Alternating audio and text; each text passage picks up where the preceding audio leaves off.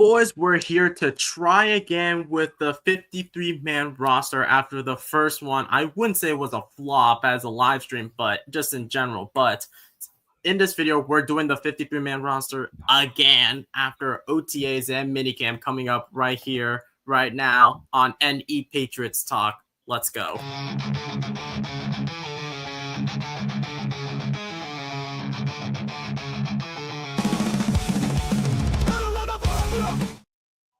Good evening, folks, and welcome back to another edition here on NE Patriots Talk channel. Hope you guys are having an awesome day. Hope you guys are having a fine Monday. And some sad news that moving until, I would say, indefinite, that Dustin, aka SGT Moonshine, won't be featured in some of the future live streams. So, well, hopefully he's doing well, but it doesn't matter. We still got Andy. We still got Austin. You still got me, Dow, aka DTM. So let's get it started. How are we boys doing? We're doing great today. You know, it's been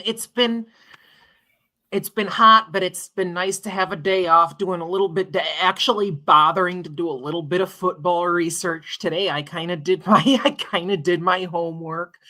And it's been a relaxing day, and just I don't know why I sometimes before a live stream I'm like, oh my god, we're talking 53-man roster, and then it's like, okay, I'm chatting here with Dow and Austin. You guys are great. So yeah, I'm just excited to be back with, I've never really officially met you guys, but you're awesome, and I'm excited to be back here chatting football with you. How about you, Austin? Yeah, I'm happy to actually finally be on camera. Hey, everyone. Welcome aboard, Austin. Thank you. Long day at work, and literally the whole time I'm working, I'm just going, man, I want to get home to do the 53. Man, I want to get home to do the 53. Well, asking you shall receive. We're here to do the 53, so I'm pretty excited. Yeah. So been looking forward to it all. There you go. Yeah. Well, before I do my little rant, I just want to clarify something to Gerard. So SGT Moonshine is out. Hopefully he makes an appearance. So if I'm not mistaken, SGT Moonshine told me through a DM that he sold his computer, and because of him waiting for a new job, and don't have it's more of a financial thing. So once he gets a brand new computer and once he starts working, hopefully he can make a comeback. But for now, he's gonna be taking a break.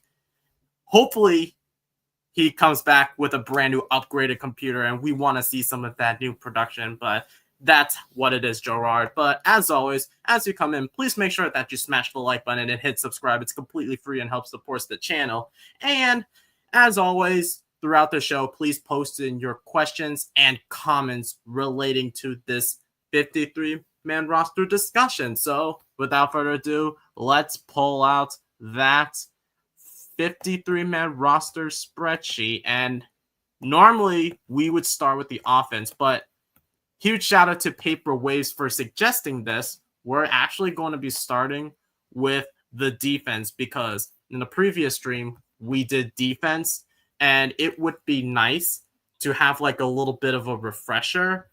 So yeah, and that's what we're going to be doing for tonight. So let's get this started, boys. So with the defensive line, we discussed it that the defensive line has been one of the more improved positions, in my opinion.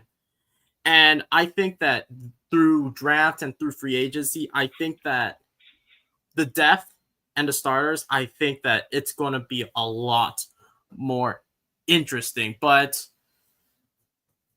does the defensive line have enough depth behind Barmore and Milton Williams? I'll start with you, Andy. I think, that's an interesting question, because I mean, you're talking about, you've got Barmore here and you've got Williams, and then you've got Jacqueline Roy, Farmer. You've got Farms, who was signed. I forget how much we signed him to earlier in the year. Was that help me out here, Dow. That was a fairly big deal we signed him to, I think. For a 4-year, 104 million, a lot more than what Tom Brady got. I think it was over 100 million. And Maurice Tonga bringing him over from, was it the Raiders? Cardinals. I think, yeah, Cardinals. The Cardinals. Okay, thanks, Austin. So yeah, I mean, you're talking about the front four here. I mean, there's depth, but it's raw because you've got Roy, Farmer, Aiton, and Ritzy all there. You've got Farms, who's fairly proven, and Tonga. I remember looking at his stats. He left something to be desired in Arizona his last couple of years. But and obviously we saw Milton Williams hold his own on 70% of the snaps with Philadelphia last year. We know what Barmore is capable of. And I watched some footage of Josh Farmer the other day. I mean, that kid, he is, he's a wrecking crew on the middle of that offensive line. I mean, he can stop the run. I forget how good he was at stopping the pass, but he can definitely stop the run. And we need to do that. And I talked about this on our other live stream, how much Vrabel seems to be focused on it. So I think it's not, so to sum up what I just said, it is not the ideal depth we have on the interior defensive line, but it does exist. It is there. Interesting. How about you, Austin? I would say I'd have to agree with Andy. We're very top heavy, and I think that's kind of the way with our whole roster, which isn't necessarily a bad thing, but you have a lot of, your starters are really good, but then obviously the starters can't play every single down of every game. So there's got to be people that are going to step up and fill those roles when they need a breather. Obviously, Christian Barmore and Milton Williams are incredible, but when those guys come out of the game, we're really going to need to see something out of Joshua Farmer or Jeremiah Farms Jr. Promising players. Kearse Tonga, I feel like, is more of a run stopper, so take that with a grain of salt. And the rest of the guys, just kind of really depth. I mean, I don't see them making a crazy impact. Jacqueline Roy, Isaiah Aiton, Jevery, Ritzy, like they could, but at this time, I don't really see it. But I think our depth is okay. I wouldn't say it's amazing. I think we could always improve it, but I feel like there's definitely a lot worse defensive lines in the league than what we're looking at. Yeah, I like you guys' answers. For me, since I asked the question, I'll answer the question too. So basically, I feel a little better than what last year looked like when it comes to like depth for the defensive line. And the way I think about it, I love the way how Mike Vrabel's thought process was built through the trenches. And one of the big weaknesses for the Patriots last season was we didn't do a good job in the pass rush, and we made the offensive line these opposing offensive lines look great. So basically, with this kind of depth, I think they're more convincing. However, it will come down to how well they are like developed properly under defensive coordinator Terrell Williams, who was the defensive line coach for Tennessee Titans and the Detroit Lions. So this would actually be interesting to see how the defensive line will function under Terrell Williams. So now let's just fill out the boxes for the defensive line. So we know for sure that Christian Barmore and Milton Williams will make the 53-man roster. So we'll fill in. What am I doing? So we'll fill in this, and we'll fill in Milton Williams not Jaquan Roy. And here. So let me just remind myself. So basically, the green background are the starters, yellow background backup, gray background depth, red background cut, or maybe be in the Patriots practice squad. Yeah. So now that we know that Barmore and Williams are confirmed to be the starters for the defensive line, who else do you think should be the starter? Or maybe who should be like the backup? behind those two? I think the immediate backups are you're probably looking at Joshua Farmers and Jeremiah Farms, just simply because Joshua Farmer was our draft pick this year, and Jeremiah Farms has been on the team battling it out with these guys. So I think those are easy locks for backups. Interesting. How about you, Andy?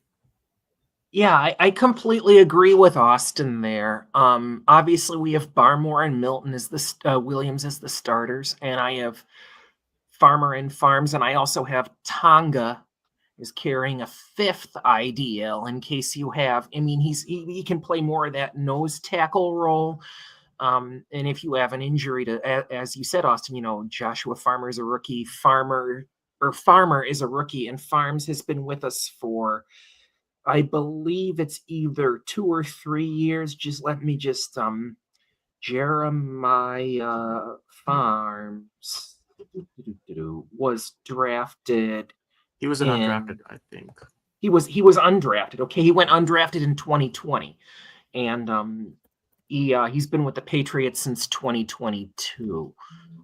So he has veteran presence, obviously helping out Farms, the rookie, on the defensive line. And like I said, I would carry Tonga, the nose tackle, as well. Okay, so I would say So for me, I would say the backups, it would be Joshua Farmer and Jeremiah Farms. I would agree. For depth, I could go for no, that's not right. For backup, for depth, you could go Tonga. For depth, you could go Tonga. Exactly. There you go. And then I would cut everyone else. Or do you keep Jaquelin Roy, considering that he got a sack on Tyler Huntley? But I would say out of the 3 remaining interior D linemen, I do think Jaquelin Roy does have the greatest shot of also making the roster. I could see any 3 of these guys being on the practice squad, as I think they all bring, something good to the football team. It just, I think Roy, having played last year, having been side by side with Farms, he's not a roster lock. But if I had to choose another one, it would probably be Jaquelin Roy. And we could always come back, just because I'm sure we'll get to a point where we end up going over the 53 and we'll have to shed some weight. Okay, so we'll go back to it, but I'm just going to read some of your comments. By the way, guys, John, Gerard, you can always participate if you want, and I'm reading a comment from John. He said that I think Roy and Farms makes it, probably one of them, unless Farms is ready from the get-go, simply because Roy and Farms played some last season and had some sacks last season. Yeah, I agree, considering that you have to consider the facts. I have no idea what happened with Gottschall. He disappeared for some reason. Daniel Aquale, he was non-existent from what I remember. And then Barmer, as we all know, had the blood clots in his right calf. So yeah. So we'll head back to it, but as far as we know, the backups will be Joshua Farmer, Jeremiah Farms Jr., and your typical starters will be Barmore and Williams. So let's now head over to the edge rushers, one of the more weaker positions heading into the draft. So when we look at the edge rushers, besides Landry, who do you think could pair up across from Harold Landry? I would start with you, Austin. I think the easy choice is Keon White. I think he's just in for a breakout year. He's the physical freak of the group. He's pretty explosive. He's violent. He's versatile. You can line him up anywhere on that line. I think he still has some work to do refining his pass rush, but he's really good with some of the bull rushes. And, he could be a key piece if he just becomes consistent and can be the player that we all think he can be. Do you also think that he could be? Do you think that Keon White could be considered as a starter for the defensive line or a backup for the defensive line? Oh, at this point in time, it would be Harold Landry on one side and Keon White on the other. I think those are kind of the clear-cut starters. Okay. Do you agree with the decisions, Andy? Yeah, I 100% agree with Austin here. If Braden Swinson, and the reason is Harold Landry, obviously he has the history with Vrabel. Keon White has the history as a Patriot and has been misused by both Belichick and Gerard Mayo. I think he's not a linebacker. He just like I think basically didn't he play most of his college career as edge rusher, if I'm not mistaken? I think he did. So yeah, I agree with the starting two edge rushers slash defensive ends here. For backups, I have Chason and I have Swinson. Um, Obviously Swinson is the rookie, the promising rookie out of Cal. LSU. LSU. It's Craig Swinson. It's Craig Woodson who's out of Cal. I always get those two confused. But yeah, you've got that, and you've got so Braden Swinson is the promising young rookie, and he's got what I really like about Braden Swinson is, even as you probably realized this, you were showing his video last week. He's raw but talented, if you know what I mean, and he has the size and he has the wingspan to be to the size and the wingspan to get to the quarterback, if I'm making any sense here. I know that so that's why I carry him. And Chason, I believe we only brought him over on, what was it, a 1-year deal? 1-year deal. But he's got experiences and could work as a mentor for the young bucks. So that's why I'd carry him as a backup, and I'd go for a depth piece. I'd go Anthony Jennings. Interesting. So would you consider Anthony Jennings to be more of depth or more of a backup? Because as time goes on, we slowly start to think of like, is he a bust? Is he more of like is he more of a miss for Anthony Jennings back in like 2020? But as time goes on, I consider him more to be more of like a backup, between a backup and depth, because I understand that, and Barth and Hines were talking about this earlier. He's proven his worth on the field in certain games. So, and he came aboard, what was it, 2020 or 21? 2020. 2020. Okay. So obviously worked under a defensive coach.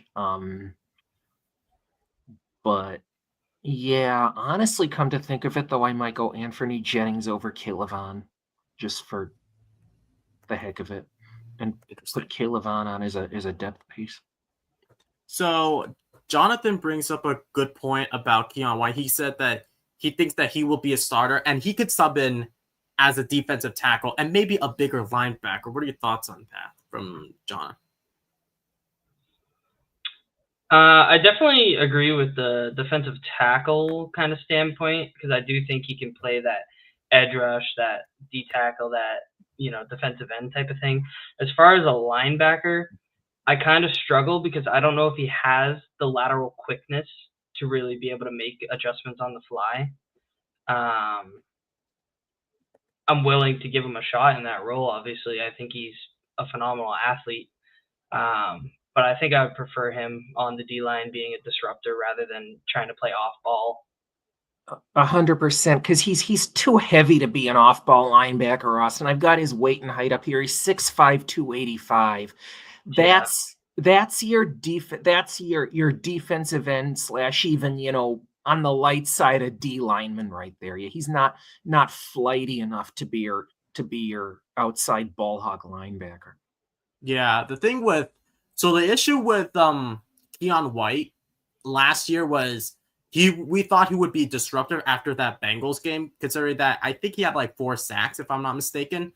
But the problem is he didn't have the same impact that he had towards the beginning of the season. It's not how you start off the season. It's usually how you end the season on a high note. And unfortunately, he ended on a low note.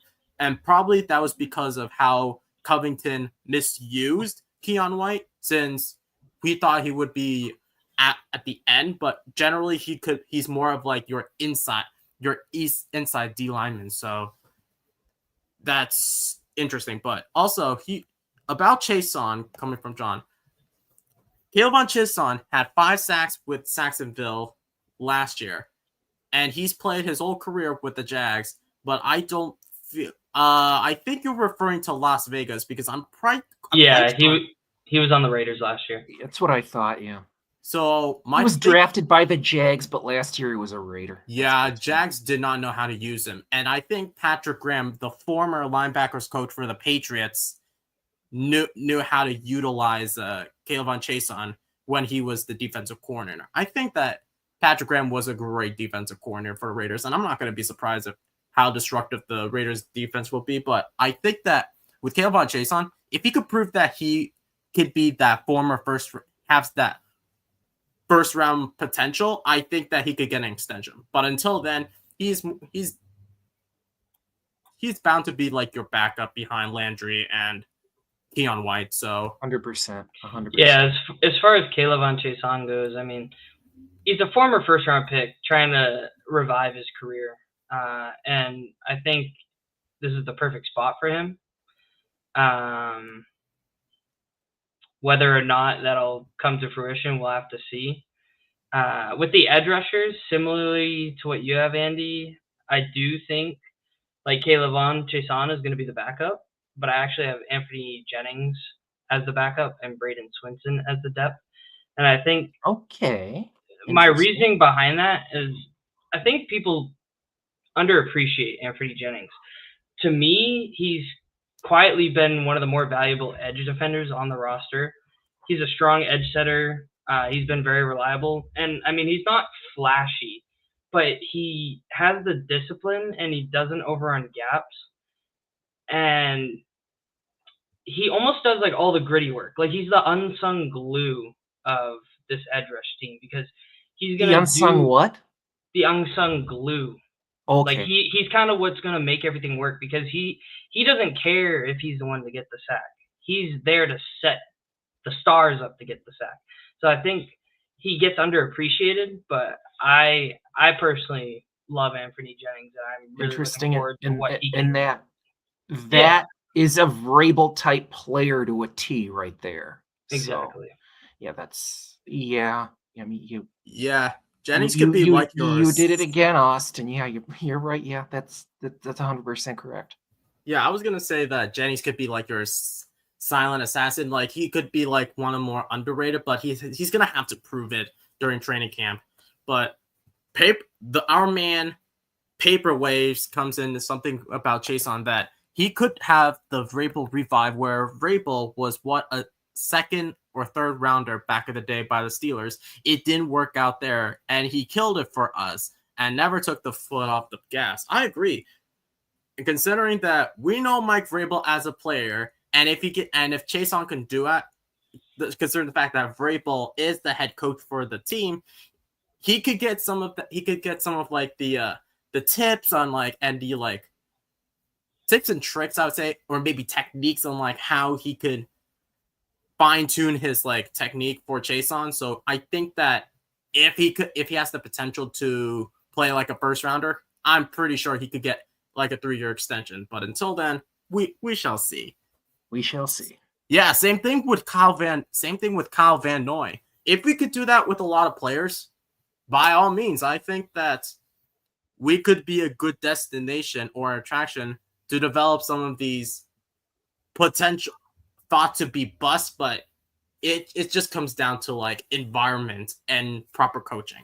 But let's now head over to the regular linebackers. And I'd say that when it comes to the linebackers, this is going to be tricky, especially one of the linebackers who is potentially going to be on the hot seat, and that is Marte Mapu. So we can all for you to answer this, but do you think that Marte Mapu is going to be like your full-time starter or just like your backup weapon? And I'll start with you, Andy. Yeah, I think if I just take a quick look at my list here, I have Mapu as a backup.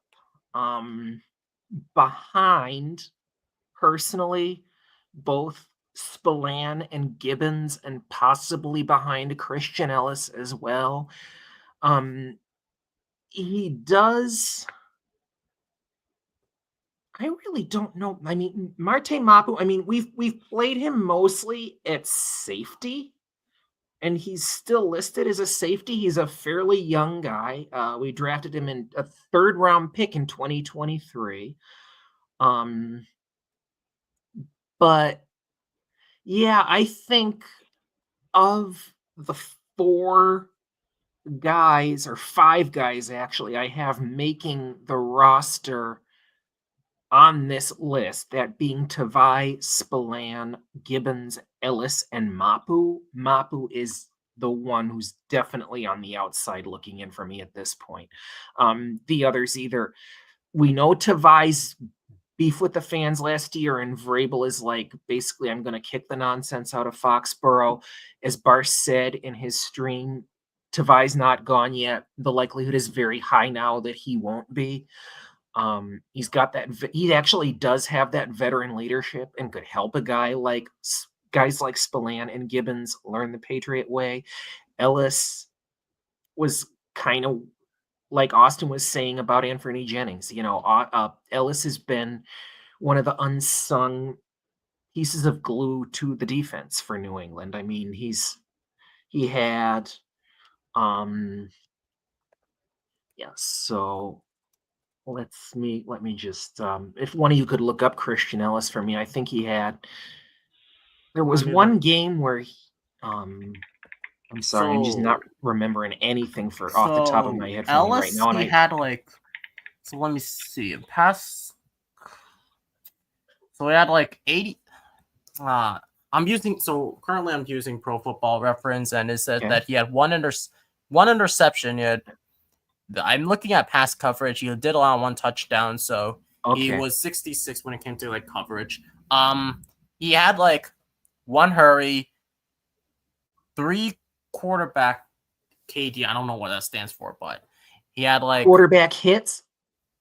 I think it's quarterback hits. Yeah, hits or hurries. Could be either or. Yeah, that's what I thought. So.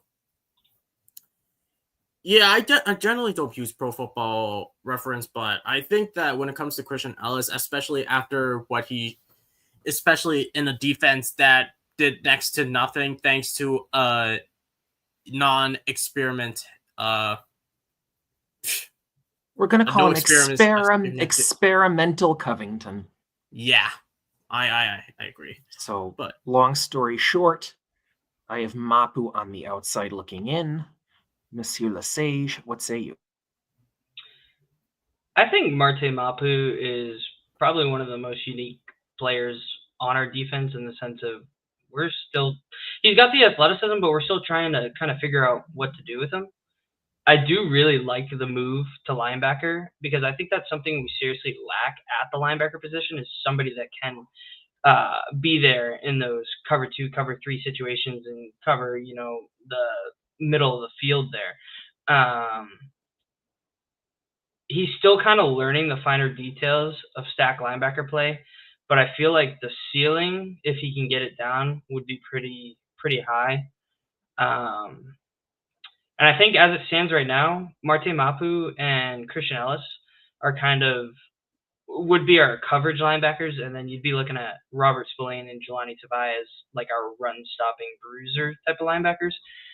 And I also have Jack Gibbons making the team, but again, he's more of a swaps with Spillane, swaps with Tavai. He's a good, gap clogger. So you have him almost as a flex linebacker, if you will. Yeah, I think Ellis and him are going to be really good in coverage. I think Ellis is a no-brainer. I think he makes the team. I feel like Ellis 100% is a lock. Yeah. I was talking about, you were talking about Gibbons as a flex linebacker, which I think is interesting. Yeah. Which, Because I look at Ellis and I'm just looking at his coverage snaps, and I mean, like, granted, it's a limited share of snaps total because he only played a little over 500, but he had 199 run defense, 49 pass rush, and then almost 300 coverage snaps. And where So is that, this? Where you find it? that's right on PFF. So when I Oh, see, it's on PFF. Okay. yeah, when I see 300 coverage snaps, I go, okay, this guy's clearly going to be in on obvious passing downs. And I just think a similar role for Mapu if he is to make the team. I do like the upside with Mapu there. interesting. So, Okay, interesting. would you consider Christian Ellis being more of like your starter or like a backup? Because I think he could be like a starter if used properly. But I think he's going to be fluxed into the starter role only because of the recent Jelani Tavai calf injury. I think I'm not positive if Tavai is going to be healthy by, preseason, right? And if he can't get back up to speed after the injury, I could very well see Christian Ellis starting for us, and that's kind of what it's trending towards. But I'm not going to cut Tavai because I think Tavai is still a pivotal part of our defense, 100%. regardless of how he rubbed fans the wrong way last season. because I got. Sorry, go ahead. I got Ellis right now. It says his total snaps are 514, run defense 199. Interesting. I think that let me see which comment it was. I think it was from Paperways. It has to do something with Tavai. He said that he had a lot on his plate and he had to do more than what he used to do without Bentley. That did play a factor that because of Bentley's non-presence, he had to play that linebacker one role, which was not ideal considering that we had so many crucial injuries. The defense had no idea what we were doing. Basically, regardless of like the incident where he smack talked to the fans, it was a complete mess from top to bottom, front office to the players. And thank God with a new direction, I think that as long as all these players stay healthy, we can like consider we could consider Jelani Tavai to be more of your backup because I think that he thrives being as a backup, less so much of being like your starter because as a starter, he didn't have, I wouldn't say the best of stats. He was decent, but I don't think he's going to be like your typical linebacker, starting linebacker. So I'll keep him as like I'll have Tavai and Gibbons as more of like your backups, and then we'll get back to the linebackers as we complete the whole entire thing to see where we left off. But let's now head over to the cornerbacks room, and I want to start off with Christian Gonzalez, and I'm gonna have to. Oh wait. John mentioned something before. I'll get to the cornerback, so I'm just going to quickly. Also, Dante Hightower was a rookie middle linebacker coach, and he was given bad advice from Covington probably. Like I said once again, Covington should have never been a defensive coordinator. It should have been Jerron Mayo, but because of the stupid contract, it happened. So that goes back to who, Coach Harry Hoodie Tyrant. I love that nickname. Get it? I do. Tyrant because he was a dictator. He always wears that hoodie, and because I see him, I'm not gonna say the third part. But let's head over to the cornerback position, and I gotta say that let's just focus on Christian Gonzalez, and because I think that Christian Gonzalez has been mistreated by the media, by fans outside of the Patriots, the Patriots world, and I think that he should get some love instead of some hate. So why do you think that Christian Gonzalez is better than all the other cornerbacks with the likes of Burnt Gardner, Derek Stingley, and Denzel Ward as an example? Well, I'll start with you, Austin. Yeah, I don't know how you don't have Christian Gonzalez in the talks for the top corner in the league. It's kind of absurd, some of these rankings that I'm seeing just all over X, all over social media. He had an incredibly strong 2024 campaign, and I think even his rookie year, he was on pace to do something special. And unfortunately, he had the shoulder injury. If not for that, we could be looking at back-to-back All-Pro performances. 100%. I think even this past season, he was an All-Pro, but got snubbed. Say what you will, maybe it's people are going, oh, he's young, he'll have his moments, whatever. But I think he has elite movement skills, length, and he just rarely panics, even against the top receivers. Like, he's just so calm, cool, collective. He's not a super energetic player, but he'll just straight face go up against Jamar Chase or a Tyreek Hill, totally shut them down, and then just wipe his memory and get ready for the next play. Like, dude's a machine. I honestly think he could be an All-Pro corner this upcoming season, especially under Vrabel and the defensive mindedness that he has with the staff that he built. Yeah, I mean, I don't know. Defensive Player of the Year? Question mark. If he could beat out some of the defensive ends, if he could beat Patrick Surtain II. But do you think he has the projection to be of a second team or a first team All-Pro?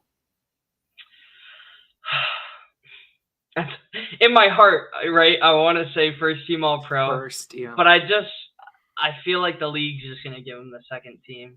So I think realistically, let's just say it's second team, right? Yeah. I knew you would say he would be like more of a second team because he's part of a team that I think has been hated so many times.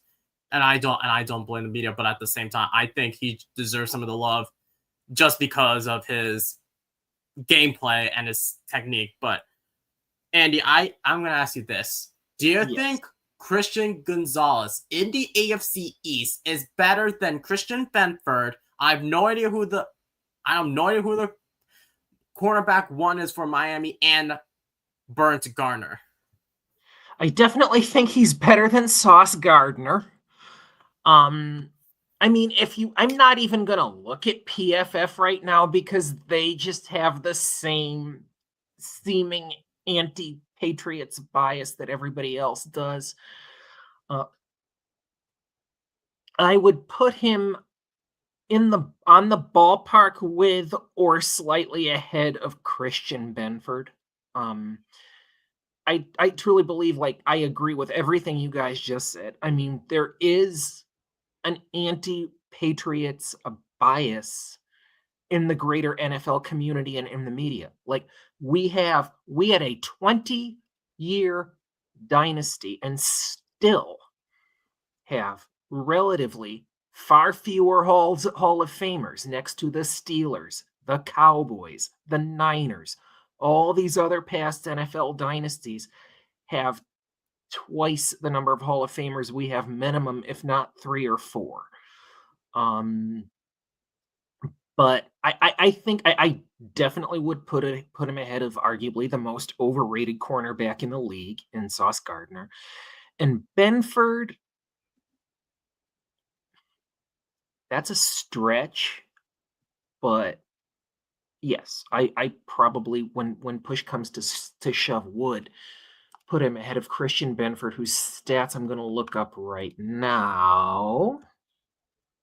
But yeah, I mean, this guy, he can, we've seen him take out wide receiver ones across the board, whether it's AJ Brown, whether it's, DK Metcalf, if he's given the chance, Tyreek Hill, Jamar Chase. I mean, this guy can just is a shutdown corner with the absolute best of them. And Austin, I want to say my diehard Pats fan wants to say he's a lock to be a first team All-Pro, but let's put our realist hats on and say he's going to be that he'll be a second team if he does make All-Pro.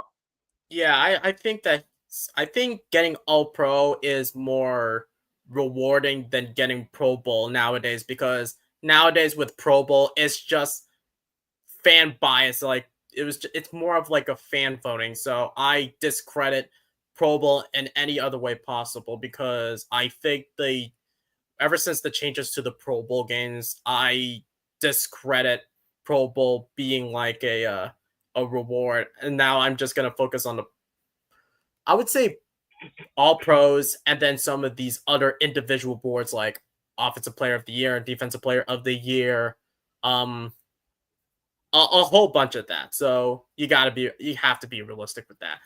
But I'm just gonna pop in here. If we do get double-digit wins, especially if our prognostication, God willing, comes true and we do go 11-6, and Gonzo is a major reason for that, and he will be if we go 11-6, because I mean we might have, quote, an easy schedule, but we got to go up against a lot of good receivers this year.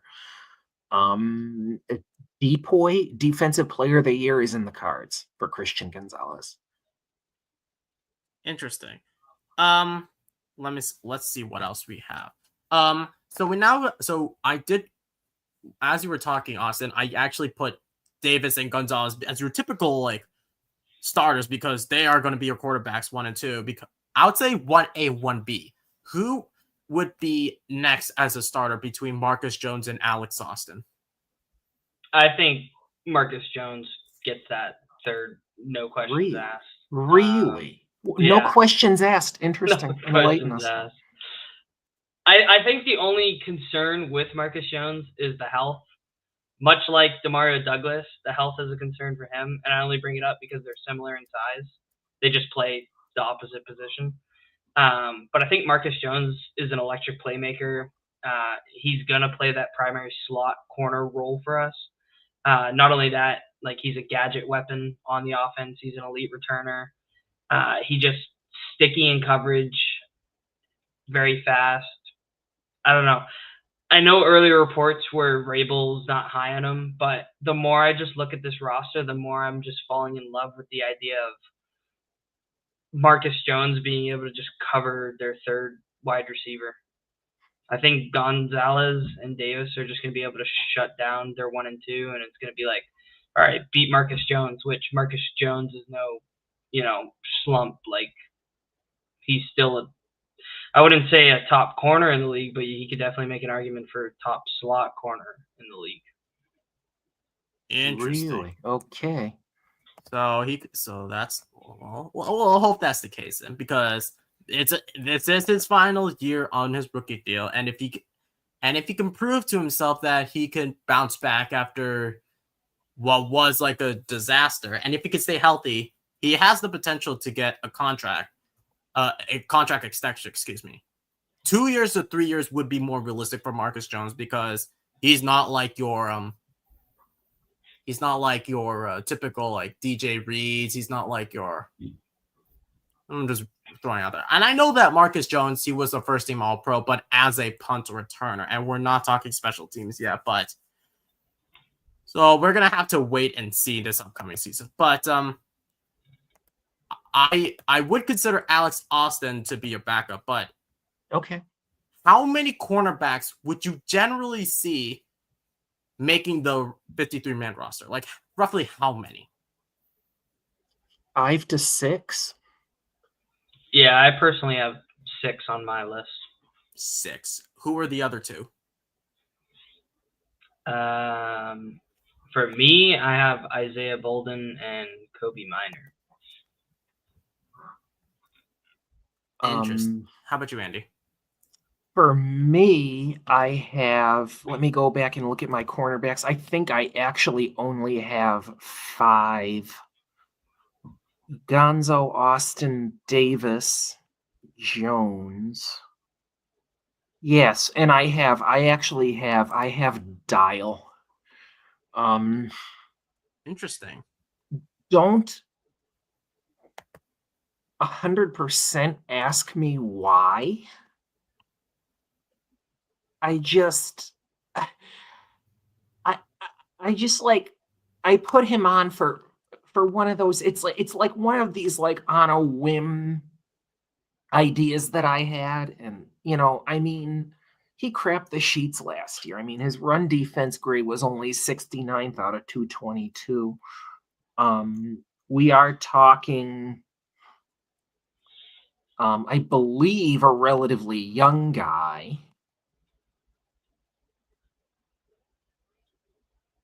Interesting. Yeah, we're talking about a 24-year-old.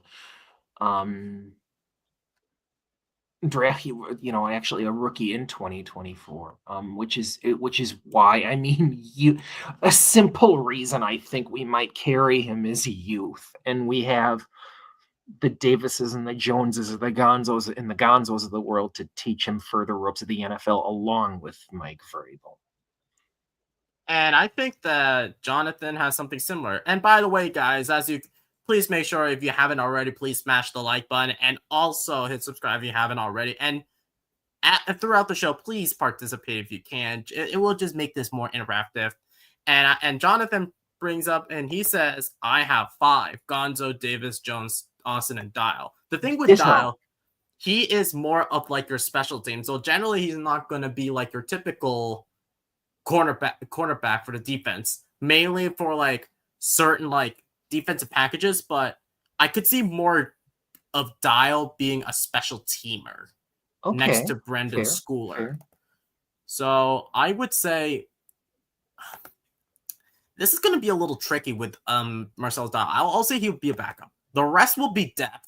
Isaiah Bolden I won't consider because after that scary injury that he had in Green Bay, there was so much unknown when it comes to Isaiah Bolden, and Isaiah Bolden was a 7th rounder in 2023. So basically, he was not going to be like your typical. And I think that he wasn't cut to make the 53-man roster, and because we don't know about his health, so that is going to be a little concern for Isaiah Bolden. Everyone else, they're just bodies at this point. Like Miles Battle, it was garbage time against the Bills. Kobe Minor, he's going to be your developmental guy. He is Mr. Irrelevant, but can he be Mr. Relevant? I don't know. And then the other 3 are just undrafted free agents, unless they could prove it on the field. But we'll save cornerbacks for later. We'll get back to it. But let's head over to the safeties. We know that Jabril Peppers and Kyle Duggar could be your starters, but can they bounce back is the question. I'll start with you, Austin. I think they can bounce back. I'm pretty confident in that. We're looking at Jabril Peppers, who's been a physical leader of the secondary, brings a lot of physicality, aggressiveness, hard hitting. He caused quite a few fumbles with the way he was tackling. And he's a high snap guy, so you can depend on him that he's probably going to make it through the season. He is getting up there in age, going to be 29 going into the season, I believe. So safety is a concern for me moving into next year's draft. Kyle Duggar, same thing. Like, I think he's an aggressive, more so box safety, run support type, where Jabril, I'm confident, could cover the deep third. I can't say the same about Kyle Duggar.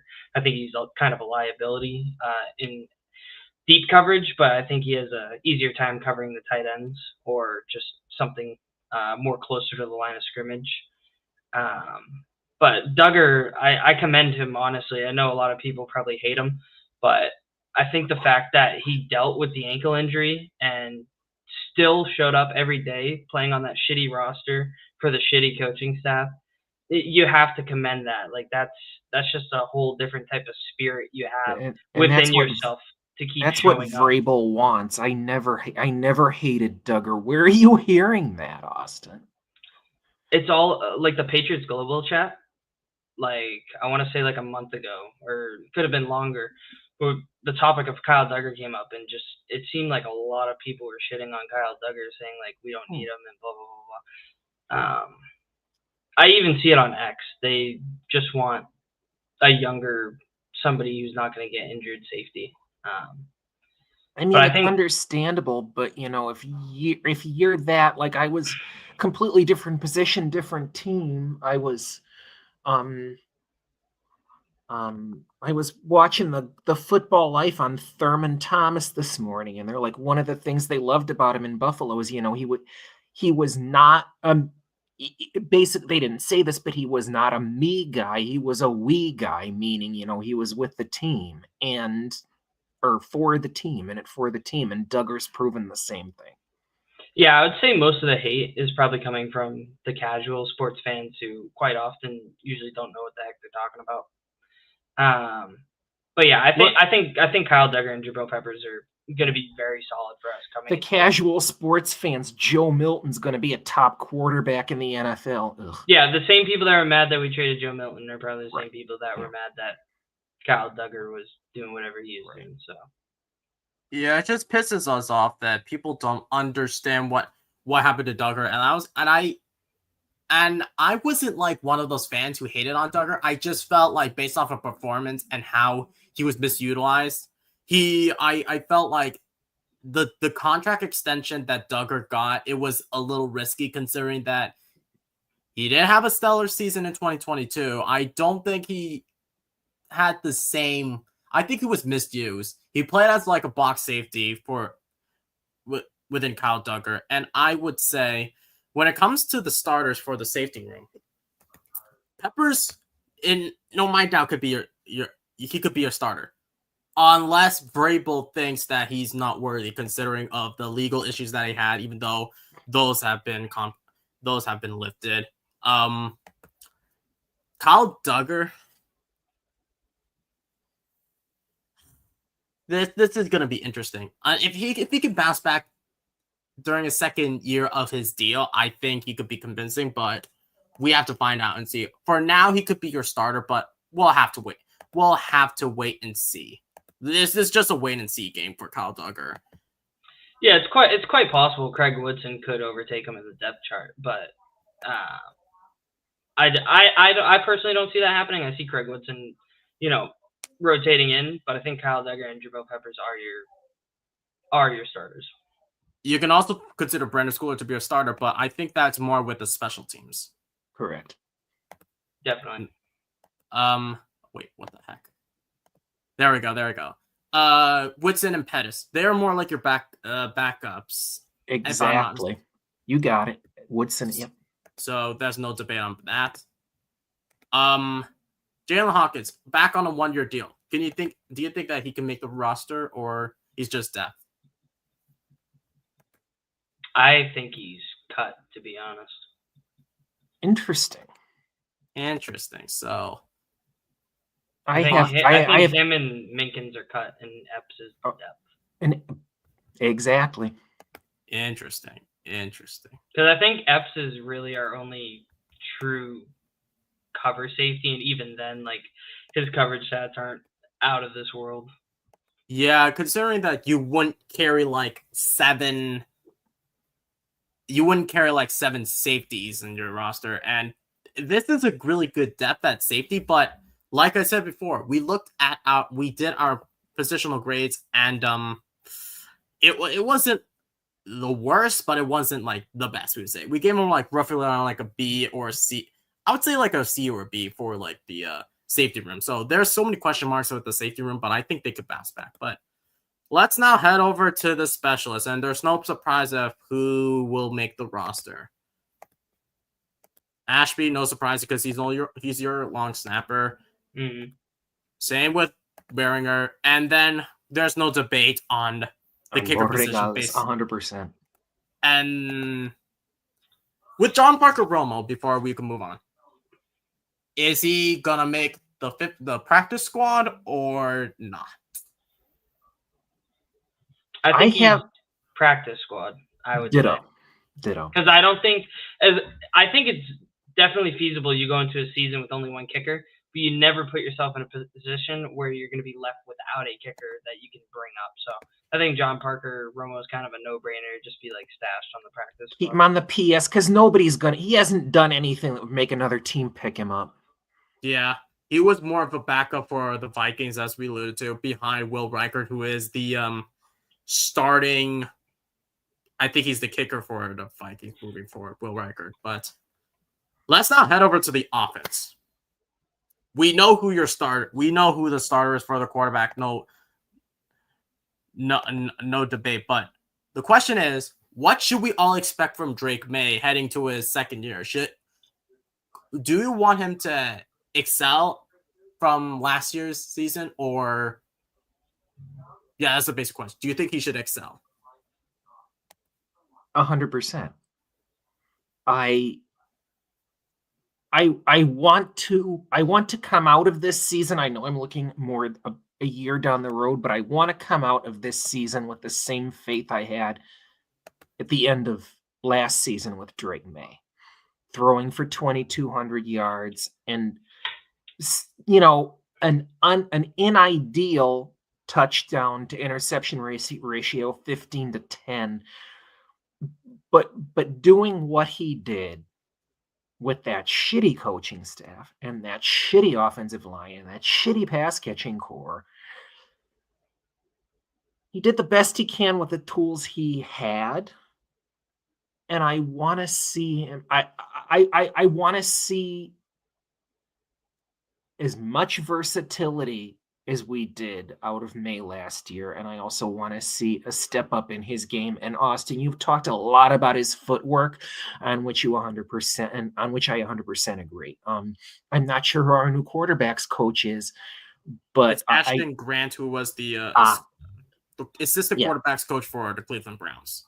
Thank you, Dow. And I think that I trust him and Vrabel too, and McDaniels. And one of the reasons I love that we have McDaniels back is you often hear it said that Kyle Shanahan is a quarterback whisperer. I don't beg to differ with that at all. I believe that wholeheartedly about Josh McDaniels. It was not just Tom Brady he excelled under. He took Mac to a 10-7 season his rookie year, and we know I sound like a broken record here. McDaniels leaves and Mac shoots to shit.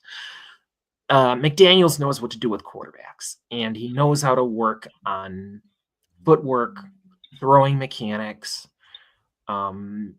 reading coverage, reading zone. So yes, I expect Drake May to up his game this season, and I believe he will. This is a question for you, Austin, but this is a question coming from Gerard. How does May excel with a weak wide receiver core? Yeah, I mean, I think that's a good question. Last year, our receiving core was literally Keyshawn Boutte, Demario Douglas. Yes, it was. It was. Kendrick Bourne didn't even come back until mid-season-ish. I think I talked about it a little bit in the offensive live stream the other day, but the fact that 2 of the 4 of our top receivers were tight ends. What else do we really need to say about our wide receiver core than non-existent? Boutte obviously made strides from, I think he had, 1 catch for like 7 yards his rookie season. He kind of got put in that Belichick doghouse after the Eagles game where he failed to haul in that sideline catch for the first down on the 4th and long. Mm-hmm. And Douglas has kind of been middling. He's had, I think, 2 straight over 500-yard seasons, but very low touchdown production. But I think he's going to be on pace to lead the team in receptions. It's kind of like a bold prediction of mine. I think he might lead the team in receptions this year. I mean, compared to last year, this receiving core that we have now is like night and day. I mean, you bring in Stephon Diggs, who hopefully is going to, I wouldn't say perfectly replicate what he did for Josh Allen because we're talking 6 years removed from that. But you would hope he brings something similar to help get Drake May on par with some of these other quarterbacks. Wait, 6 years? I mean, 6 years removed from when he was first traded to Buffalo, and then he spent 4 years there, and then spent a year with the Texans, and now this would be his 6th year since. Basically, that's all I'm getting at. I think Andy lagged out. I think Andy is froze, but I can ask you this, Austin. Let me just get Andy. Let me just quickly get Andy that you're frozen. That he's frozen. Just quickly, but I'm gonna ask you this, Austin. Mm-hmm. How will Drake May thrive under the Josh McDaniels offense because he worked with Alex Van Pelt, who thrived with the West Coast. How can he like thrive under Josh McDaniels' offense, who many fans would consider to be a more complicated offense? Yeah, for sure. I think McDaniel's offenses really demand quick processing, timing, and command of the quarterback. And I think May is really starting to look the part. It's going to heavily rely on a lot of option routes, wide receiver spacing, and some rhythm throws mixed in. But I think these fit May's strengths better than whatever last year's chaos kind of was. And compared to last year, like the coaching staff is completely behind Drake May. It's not a mess of we're going to start Brissett for X amount of games, and then we're going to have Drake May come in, and then we also have Joe Milton. Joe Milton, who's sitting there chirping, saying he wants to be the starter, starting a Mac Jones, Bailey Zappi, controversy. There's going to be no QB controversy this year. Just full speed development, fully dedicated to getting Drake May where he needs to be. Yeah. I also think the fact that Vrabel's culture, the accountability, toughness, no drama, May's just going to thrive in that because I think from his times at University of North Carolina, he's just had a professional way of how he carries himself, and I think that fits really well into Vrabel's culture. And I guess from some reports that I was reading, McDaniels is actually simplifying a lot of the install phases early to help May get comfortable without really overwhelming him. So I think that's just going to help with that developmental process. Like Andy alluded to, some footwork and some like blitz reading definitely still needs some work on Drake May, but I'm looking for at least Drake May to lead us to doubling our win total this year. I think we could all look at that as kind of a win, though I think we are expecting maybe a wild card, but maybe that's a little too high expectation. Yeah, I agree. I think that Drake May could thrive under the. I think he can do well under Josh McDaniels, considering a track record with Josh McDaniels. But then you'd have these casuals that say that Josh McDaniels had a job because of Tom Brady. Look what he did with Mac Jones. Look what he did with the washed-up Cam Newton. Not Correct. As an offensive coordinator / quarterback, just as the offensive coordinator. If I'm not mistaken, in 2020, we had a quarterbacks coach, not Josh McDaniels. It was someone else, if I'm not mistaken. No, we did have we had Josh McDaniels.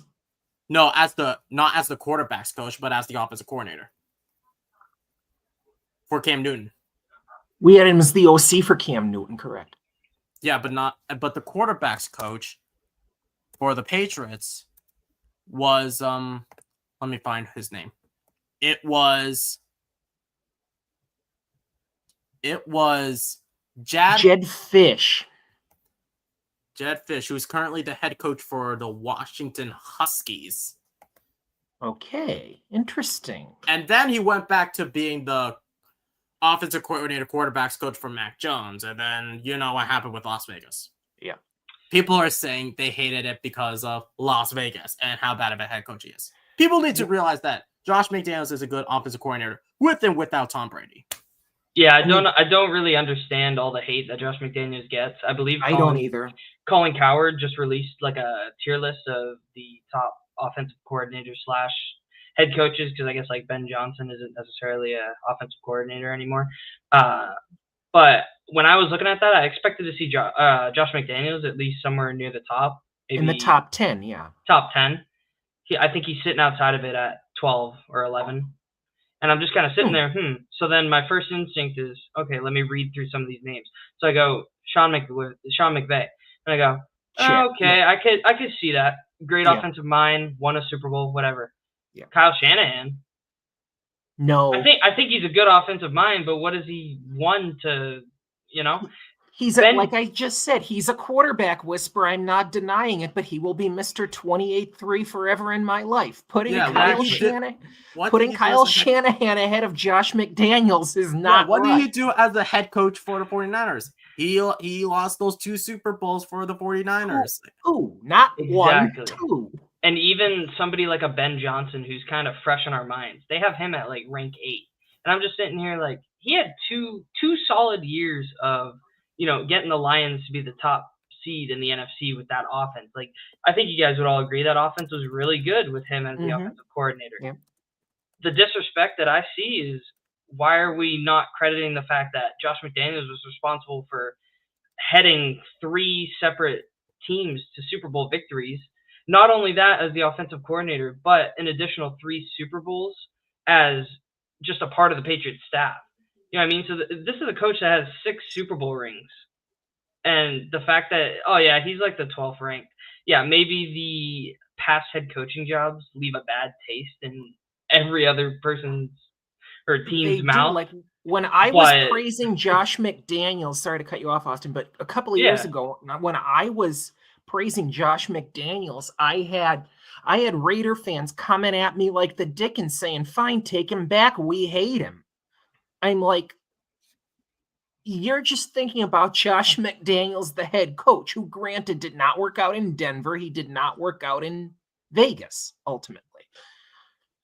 But it's the same kind of thing. You get disrespect for the top names on the Patriots across the board. For May, for Gonzo, for McDaniels. Nobody is giving Vrabel due respect either. And it's a bunch of BS. And is. I was just looking up the offense that for 2021. The offense ranked 15th in total yards gained per game, 6th in points per game, 8th in rushing yards per game, and 14th in passing yards per game under Josh McDaniels. Look under Patricia, 17th in NFL points per game, 26th in yards per game. I was gonna, yeah. And then let's look under Bill O'Brien, who I Plummeted, yeah. 30th in total yards per game. And if we have to go last year, near the bottom. And what was that after ranking 6th in 2021, you said? That's 6th. It was 6th in points per game. Oh, and what were yards? It didn't. It was hard. It was hard for me to find it, but yards per game, 26th. Oh, jeez. Oh, that was in 2021? 2022. I was talking about 2021. Oh, 2021? With McDaniels. They went 8th in rushing yards per game, 14th in passing yards per game, 15th in total yards gained per game. So that was 15th to 26th. Yeah. Yeah. Yikes. Yeah, that's McDaniels is, and still you hear it, I'm sure, Austin, you see this on Twitter, the Patriots dynasty was a product of Tom Brady. Well, yes, but it takes a village. It takes a village. It takes a village, exactly. No man is an island. I mean, we had, let's see. Mike Vrabel was there. David Patton was there in the early part of the dynasty. Teddy, you had, where do the list of defenders is endless. Mm-hmm. And then obviously the later half, you had your Amendolas, your Edelmans, your Gronks, your James Whites. I mean, it's just, lots of guys made that dynasty. Interesting. But let's now head over to, let's just quickly, so for the quarterbacks, let's just quickly go into quarterbacks before we head to the running back. So Drake May is your starter. Josh Dobbs is your backup. And then Ben Wildress is cut. Basically. Most likely practice squad. Practice squad, yeah. So I would say depth or? No, it should really be, we should have another color for practice squad. I would put it in like purple. Yeah, that works. So now let's head to the running backs. Stevenson is your oh my gosh, with Stevenson. People riled on him because of his fumbles.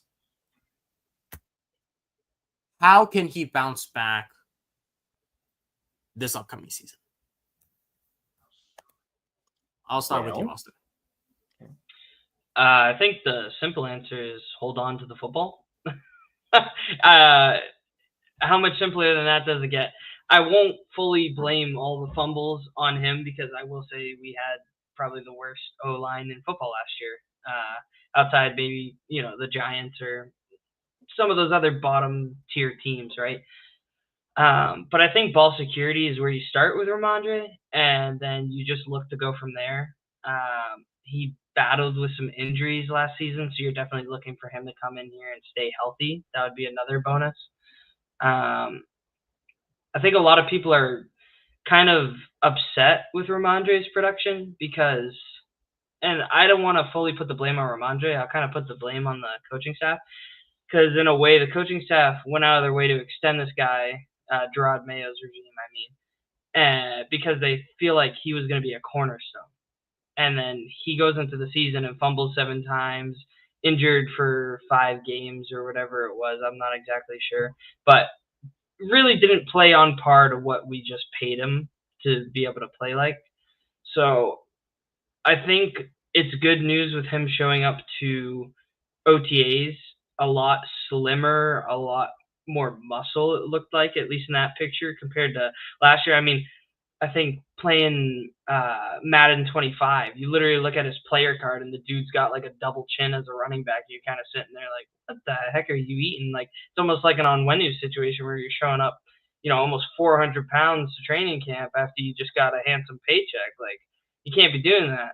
Like, some people get paid and they think, oh, that's it, time to hang them up. So I think Vrabel and that staff are doing a great job of kind of whipping him into shape and getting him on track to be the running back that I think we all know that he can be, which is, we're looking for a 1,000-yard rusher. I don't expect him to be a bell cow, I guess, just because of the depth we have there at the position now. But I definitely want to see an improvement over last year. We definitely want to, but we know that just Stevenson is going to be running back 1. And especially under Josh, we know that the running back 1 during during Stevenson's rookie year was Damian Harris. We all know that. And Stevenson was the backup 2, running back 2. Who is going to be the running back 2 now that Ramondre Stevenson is your running back 1? Still have Antonio Gibson. I've been trying my darndest to say it's Trevion Henderson. Obviously, the 38th overall pick, dual threat as a running back. He functions almost, as a he doubles as a receiving back and a running back. And does not, one of the things we talked about this in an earlier stream, Henderson does not lose the football. I mean, when was ball security ever an issue with that kid? Maybe, I think there might have been one season he had a couple of fumbles, but that was it. He didn't fumble his entire collegiate career. Oh, he didn't. Oh, yeah. So, so I wasn't even 2. Jeez. So,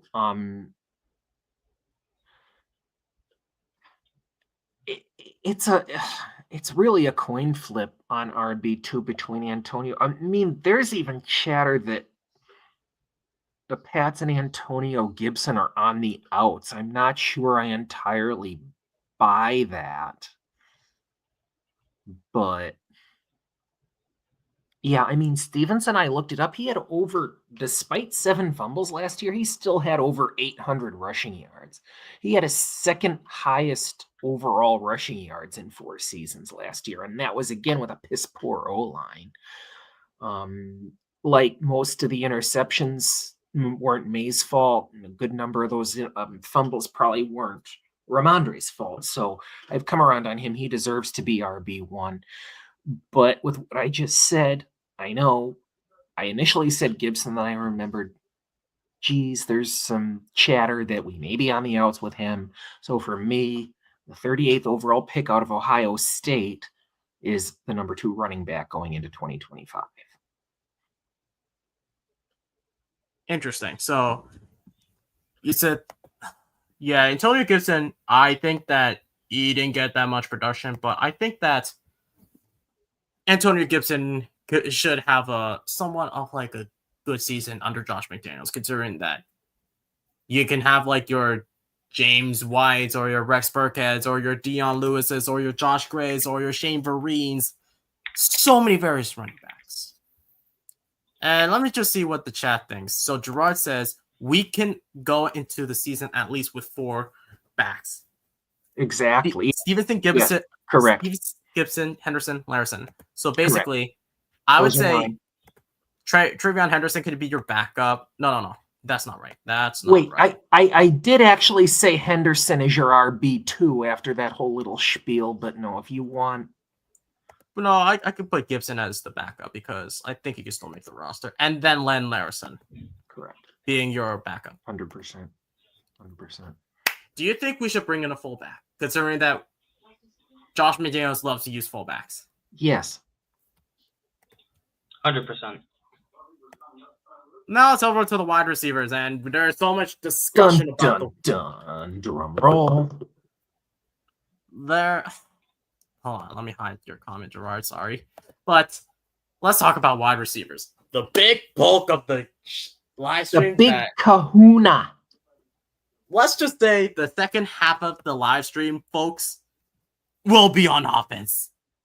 And I'm going to say this wide receiver room has been one of the more stressful positions, I would say, at the least. Would you all agree? Yes. Yeah. I would, even though I've had the same 7 guys basically the whole off season. Yes, it is stressful. So let's start this. Your X receiver is going to be Stephon Diggs. Your slot is going to be Pop Douglas. And your Z will be Kyle Williams. Your Z is going to be Kyle Williams. For backups, though, who's going to be your X for backup? Like for second stringers. Bourne. Actually, no, Boutte. Yeah, Boutte. Okay, so we'll put him at backup. What about for the Z? Z is KB. Austin. Yeah, I was going to say Hollins. KB, Hollins. These two are really interesting considering that both of them have stellar seasons under Josh McDaniels. They did. Like, Kendrick Bourne had a career high in 2021. More touchdowns, more yards. And then for some reason under Patricia, he lost all of that. He was doghoused under Patricia. Are you kidding me? He's a moron. Patricia, I mean, we're not going down the rabbit hole of bringing in defensive specialists at the offense. And then we thought he would bounce back under Bill O'Brien until that injury. I thought he did great under Bill O'Brien. Not gonna lie. Nope, more like dope. So, in my opinion, I'm gonna have to put Mac Hollins because he's a special. He was a special teamer. I think Bills fans corrected me that he's gonna be more of your gunner. So, special teams I think they were ranked 3rd for special teams if I'm not mistaken. Wait, let me just look up when we're rankings in special teams 2024 under one of my favorite coordinators, Jeremy Springer. 16th overall, but it's a lot better than what we had. But I would put Mac Hollins as your backup, and then for me, slot is going to be Efton Chisholm as a backup. Would you agree with the wide receivers? For the most part, I think it's kind of easy to just say like John Giles, Demir Blankenship, and Jeremiah Weber, kind of just fillers, camp depths at this point. Yeah. So potential practice squad with them. I mean, I haven't personally seen anything too flashy or crazy out of those 3. As far as Javon Baker, I think it's just a numbers game, like a matter of circumstance. You're kind of just, he's not a Vrabel guy as much as Vrabel wants to have it work out. It's just, you're kind of looking around the room. It's like Douglas isn't going, Diggs isn't going, Hollins isn't going, Williams isn't going. So then you're left kind of like, I mean, I love Butte, but I mean, I don't think there's a world where somebody would put Javon Baker over Keishon Butte, but I just wouldn't put it past Vrabel. I don't know. But I think Polk would have a higher chance of making it than Baker, just outright. Yeah. Like Barth said, Baker's one quote claim to fame from minicamp and OTAs was sitting on the sideline after a catch turned offensive pass interference and being lectured by Vrabel. Yep. I had immense hope for Baker last season, but let's be real, boys, it's not going to happen. And this chatter that if they're and especially when you have like Gen Z individuals, and Javon Baker is a Gen Z, so Yes. basically youngsters As like is Javon Polk. Baker, well, him too, like going onto social media, because Gen Z goes onto social media constantly, except for some of the players. But Vrabel wants players who are accountable for one each other, and they can remove entitlement. So let me just clarify this, Austin. Are you carrying 8 or 7? No. So I have actually only 6. Yeah, I was thinking 6. However, I would say if we do 7, I would give the nod to Bourne over Polk, but I do have Polk and Baker both making the practice squad, and I think it's just because of the fact that unlike Efton Chisholm, where I feel like if you were to cut Efton Chisholm and he goes through waivers, he's instantly getting picked up by another team. I think because of the situation, because of how poorly Baker and Polk played last year, there's almost, I would say, a 99.99 chance of you getting them on your practice squad. And Chisholm being the Vrabel guy he appears to be, it's probably going to be Douglas, Diggs, Hollins, Williams, Butte, Chisholm. Because I did originally have 6, but I do like having 7 with Bourne. Like it's like you guys said, like Bourne's best year was with McDaniels, Hollins' best year was with McDaniels, and he's a McDaniels guy, and I originally gave the nod to Hollins over Bourne, but I can recognize they provide different skill sets and different needs to the team. Correct me. Isn't there might also be the option, and I actually put Polk on my 53-man as an outside looking in because of this. Is it possible to put Hollins on special teams entirely? Then again, not that would be smart. Yeah, I mean, I definitely could see that happening. Just because I do like his blocking. I love his potential as a gunner. I mean, just look at Buffalo fans. I mean, the fact that they're all up in arms and crying and saying we got a good one. That Vegas game, Buffalo, they seem to miss him. Yeah, because if I'm not mistaken, Dan Mitchell did say that Hollins, I know he's generally not going to be like your wide receiver 1, but he did play well for Buffalo, not statistically wise, but he did thrive under Buffalo. Like he stepped up where the Buffalo offense wanted them to be. Like Joe Brady make Mac Hollins be like, I wouldn't say like a red zone, because I think that he panned out during the divisional game against Baltimore. And I think that Josh Allen relied on him in certain situations where, like, if Shakir has been blocked, if Coleman is guarded, or if Cooper is guarded, Mac Hollins is the guy you would tend to rely on in certain situations. So this is tricky, guys.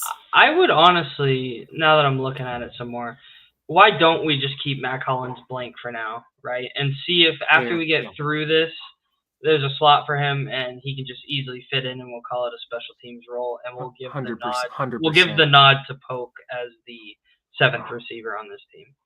So as depth. So would you put Bourne as a practice squatter? Yes. Okay, and then no. No. Bourne makes a team still. I'm just saying. Bourne makes the Mac team. Hollins, keep him blank for now, and then Poke would also be gray for depth. And we'll come back. We'll come back to Mac once we know what the. So Polk, pink Polk gray. Yeah. Oh, Polk gray. Okay, got it. Because I agree. I mean, he's a. I can understand giving up on Baker because he's a 4th round draft pick, but I mean, you give up. Not only do you trade out, so you lose out on Lad McConkey, which is a whole other turmoil in itself, but then you spend your 2nd round pick on Jalen Polk. I think, as Paperwave says, it's kind of too early to really give up on Polk. Yeah, exactly, when he was misutilized, and probably there was no direction when it comes to like the coaching and the front office. Right. So I think that Polk has the potential, but as long as he shuts his mouth and doesn't go on to social media, I think he should be fine. But we'll save Mac Hollins for later. But let's quickly head over to the tight ends, and then we have the offensive line to take care of. So we know who our starters are: Hunter and Hooper. Yep. Who would you put for depth? That's the question. I would go either. I would lean Dupre just because of potential. Maybe Jack Westover. I honestly, to be honest, only put Hooper and Henry on my 53 man. Interesting. I don't have a depth tight end. I could try and make room for one. Any of the other tight ends? How about you, Austin? I would say Dupre is my 2 cents. Okay. So I have Jaheim Bell as the depth tight end. I just think he provides.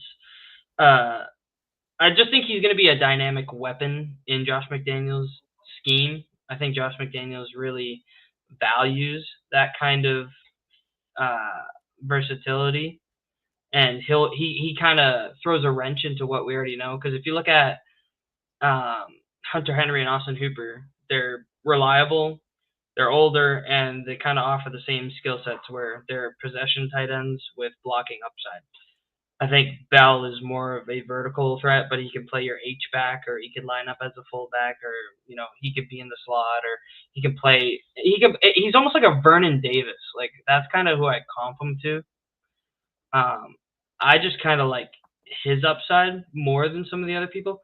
I will say Jack Westover could have a strong chance of making the roster as well, just purely off of his blocking. I guess they really like that in the OTAs and minicamp from what I was able to research.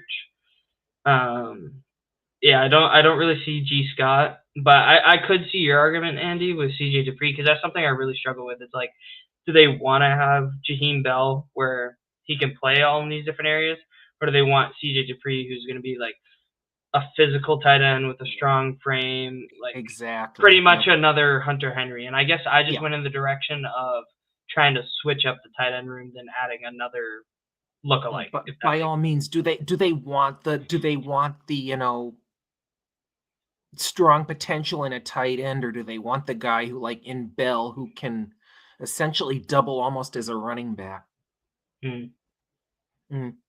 Interesting dilemma. I like that. The thing with Bell is that during practice he was dropping balls, but players who tend to drop balls. But the thing with Bell, I would say we would compare Jaheim Bell to like a Aaron Hernandez because of his skill set as an H-back, as like your route runner. However, I'm actually going to be favoring Jack Westover for a reason that we know that Jack Westover has been in the practice 1, 2, and 3. This is hard. I'm telling you, the tight end room, like, one goes Jaheim Bell. I love Dupree, but the thing is, his size. Yes, I agree with his size. The problem I have is he's raw. I know he's raw, but if he could develop in pads, I think he can make the 53-man roster. But with Jack Westover during one of the OTAs when he had to sub in for Hooper, Westover played the role as a tight end too. And if he can, people were bashing on just Jack Westover because he wore number 87, and we know that Gronk wore 87. So I understand that Paper Waves makes a really good point. He says 2 tight ends makes really small sense. I would consider one of these 2 of the 4 to be in the practice squad. The other 2 could get cut. So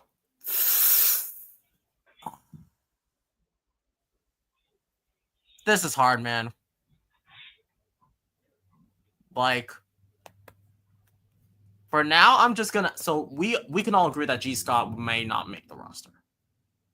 Yeah. It all comes down to Dupre, Bell, and Westover, the 3 guys that has the potential to make the roster. One has to. Like I said, it's either you take Jaheim Bell, who has the versatility to kind of play in multiple positions. Right. You take CJ Dupree if you want a physical tight end that kind of offers what you already have in Hooper and Henry. Or you take Jack Westover, who is going to be almost like a Dwayne Allen type of role, not really a pass catcher, but comes in on those 12-man packages to add another blocker, and is going to contribute heavily on special teams. Let me quickly look up Jack Westover on NFL Draft Buzz because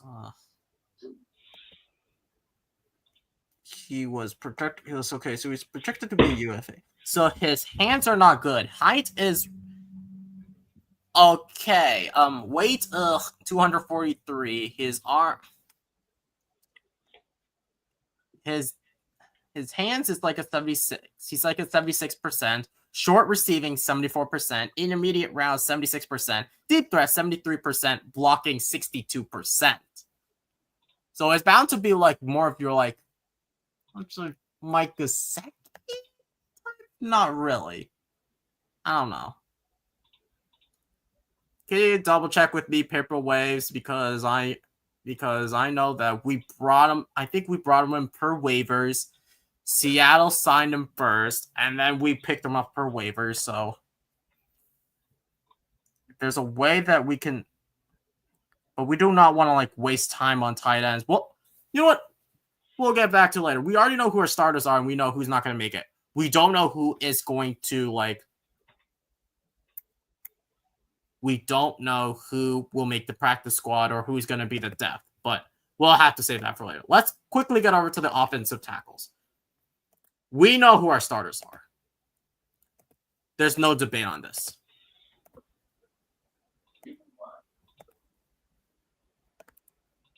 Wait, what the heck?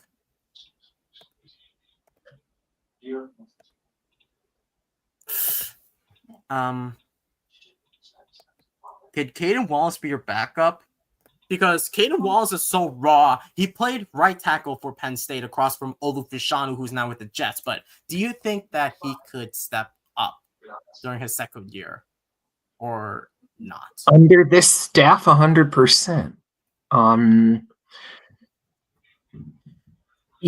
Again, who was our O-line coach last year? Why am I blanking? Scott Peters. Scott Peters, thank you. Not that he's incompetent. That incompetence mostly came from one Gerard Mayo, but Gerard and Elliott Wolf. Elliott Wolf was no prize last year either, although he redeemed himself possibly with this year's draft. Then again, Ryan Cowden also took part into that draft too. Yes, Ryan Cowden. And I kept seeing it in the chat. It's like, oh, Wolf is going to control the draft again. I'm like, no, it's going to be Vrabel and Cowden. With Wolf kind of playing almost a third wheel role. But yeah, I like Bryant and Wallace as potential backups. Much like with Polk. It'll be interesting to see Wallace take a step forward with this. what did we do with Yasser Durant? Considering, do you think he could be a practice squatter? What do you think, Austin? I think practice squad. Ditto. Yeah, I Yeah. agree. Everyone else are cuts. I don't even want to sniff at them. Manantre Ba. I can't make a joke name with him. And Vidarian Blows, we all know that. No surprise. I don't like them with the passion of heart. Like we traded him for, I think we traded him from the Vikings. Thank God the Vikings didn't have to deal with him. We also traded for Tyrone Wheatley, who did nothing for us. Can I just point out a comment from Paper Waves here? He says, I believe in Wallace at his natural position, right tackle. Boom. And then after that, he says, I think Wolf was the main part of this past draft. It was his show, is what Vrabel said at one point in Forged in Foxborough when he asked them about a trade back during the Wilson pick. The ball was in Elliott's court, and they told him what they looked for. He delivered. Quote. So his strengths with Caden Wallace, I'm reading this through NFL Draft Buzz. It says he displays a loose balance movement with a strong ability to regain balance and anchor effectively. Combines burst, patience, and excellent weight distribution in pass sets, maximizing his length to control defenders. Is efficient in navigating combo blocks, showing good timing and body control to reach impact second-level defenders. Strong play strength and run blocking, able to attach and steer opponents effectively. Recognizes and adapts to twists and blitzes, maintaining good positioning and leverage. Exceptional at staying connected in his blocks, showing tenacity and control to secure his assignments. However, he tends to overcommit in pass protection against speed rushes, making him vulnerable to inside moves. Loses his effectiveness after the initial contact due to a narrowing base and rising pad level, limiting sustained power. Footwork can be inconsistent in pass sets and tendencies to open hips prematurely. And occasional poor pad level and hand timing can mitigate his natural strength and leverage. So, let me just show you this briefly. So this is what Caden Wallace is during the draft. But I don't think that is important. Less so much on this. What are your thoughts on the analysis, boys? Yeah, I think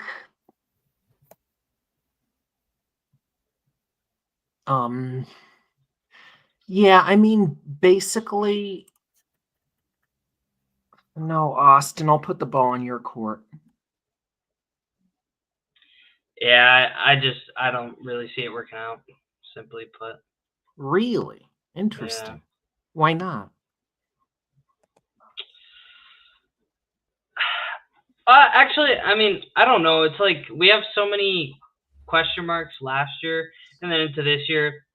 It's like my favorite saying. Like, I don't want to rule anything out because our team was so bad that I feel like anybody could really come in and kind of improve it. So I don't know. I'm willing to give a shot, right? I think everyone deserves a shot. I think more will be kind of told when we get to the preseason games and kind of let these guys go loose and kind of see what we have. Interesting.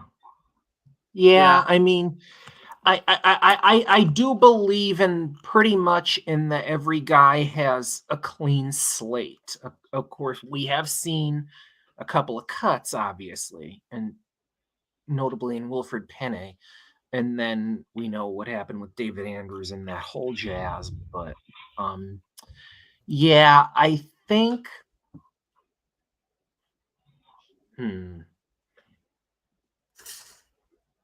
Barth was trying to make a case for Caden Wallace too. But my thing is this. You've got You've got potential swing tackles in Connolly, and I believe Robinson. No, Robinson is a guard. Robinson's mostly a guard, correct? Yeah, Conley's also a guard too. Unless he also has the ability. Robinson, Connolly flexed. Didn't he swing to tackle at one point? I thought he did. I haven't watched a lot of Boston College tapes, though.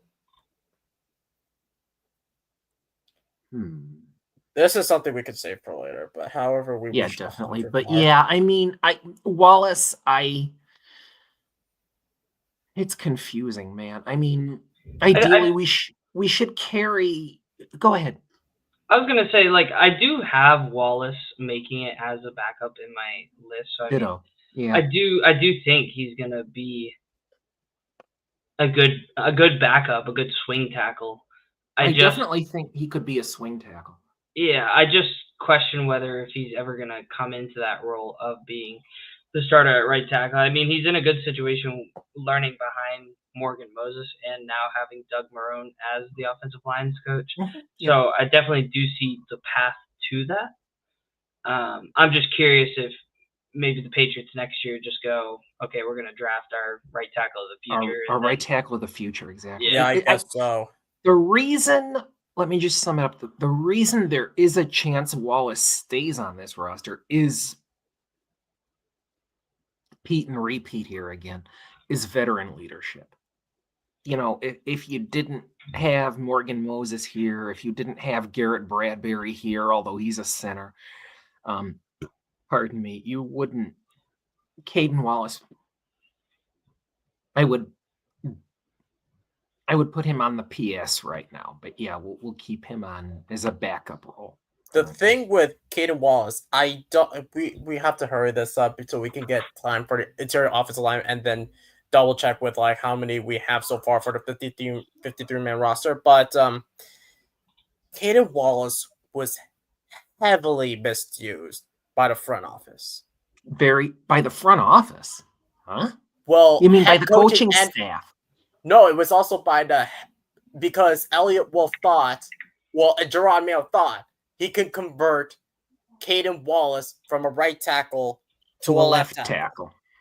And guess what happened? He got injured. And we haven't seen a full season out of him. So there's so much unknown with Caden Wallace. He could be like your Cameron Fleming. Interesting. Because Cameron Fleming was like our swing tackle for us during that season, the 2014 season. If I can remember.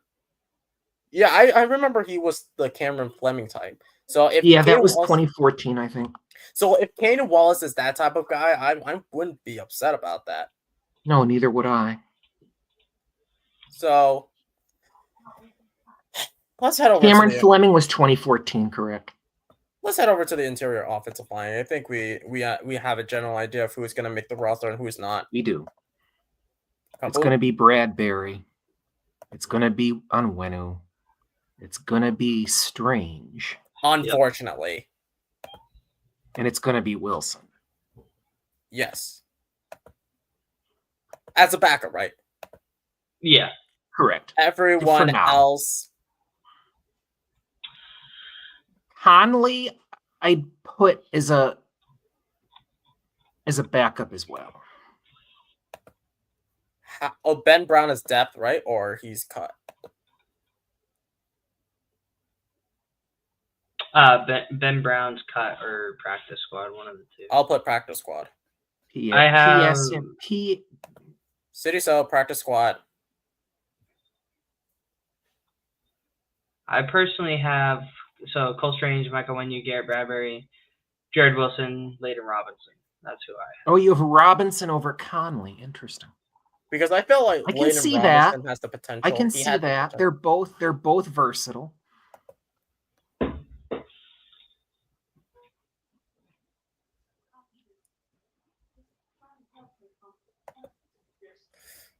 I don't think Mekhi Becton has a shot. That's for sure. Mekhi Butler. Oh. You said Mekhi Becton. No, I get confused with Mekhi Becton and Mekhi Butler. I don't blame you. Tyrese Robinson cut or practice squad for Tyrese Robinson.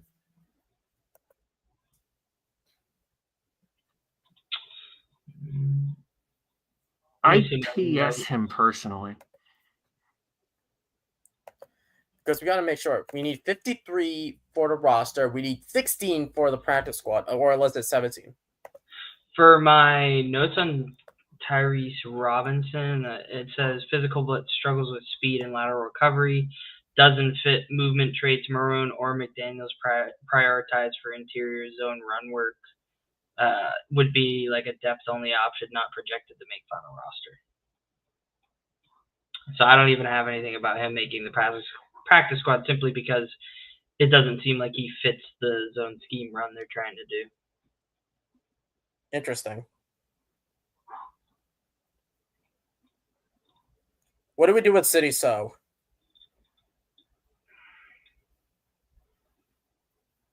I think he would be a practice squad. Yeah.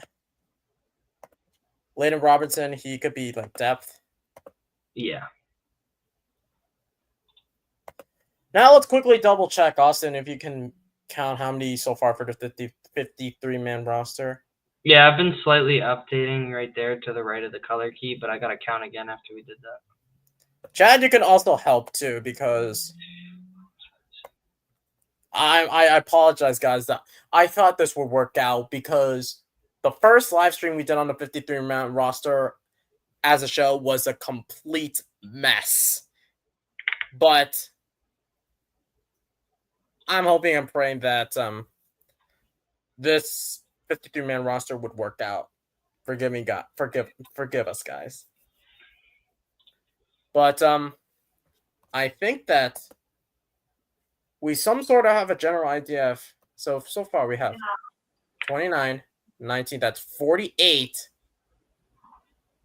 55. Oh, in green or green and yellow? 1, 2. Does gray count? Would you? Yeah, Austin, great count. What's up? Oh, would you mind scrolling down here, Dal? 1, 2, 3, 4, 5, 6. Hold it up again. Sorry. 1, 2, 3, 4, 5, 6, 7, 8, 9. All right, scroll down. 10, 11, 12, 13, 14, 15, 16, 17, 18. Keep going down. 19, 21, 2, 3, 6, 27, 28, 29. And then Keep there's going. so many question marks with the other players. I mean, do we have Westover in gray officially? No, hold on, let me take care of that. What about Bell, Dupre, Westover, and I would prefer Dupre as a practice squad. okay. It would just be fair. Keep in mind the green, the yellow, and the gray all count towards the 53. So Okay. No offense to Jakeem Bell, he's a 7th rounder, but we shall see. Yeah, maybe the Patriots value the blocking. So basically, if Hunter Henry or Austin Hooper get injured, these two can be elevated to the team. You can be elevated at least. Because nobody's picking either of them up. I don't think, at least not now. They're not like Chisholm, where if we PS them, somebody will take them faster than you can say. Football. I will be really upset if that's the case. If we PS Chisholm, let me tell you, I will blow a cow. Oh boy. If we, oh boy. Travion Williams needs to get cut just because I don't want to get confused with Travion Henderson. Dow, stop it. This was from Jonathan. That came from Jonathan? Yeah. Oh boy. Throw the comment up. Oh, jeez. Yeah, I don't entirely beg to differ with that. Also, Travion Williams, he was with the Bengals, but you know. we know the Bengals are bungling on defense right now. More like the Bungles. Correct. We have Anthony Jennings in gray. We have Mapu. We don't know with Isaiah Bolden. I would say cut for DJ James. Yes. Jordan Polk, and Miles Battle. Unfortunately, yes. What do we do with Crossley? Let me go see what Austin said in his comments about Crossley. Would you keep or cut Crossley, Austin?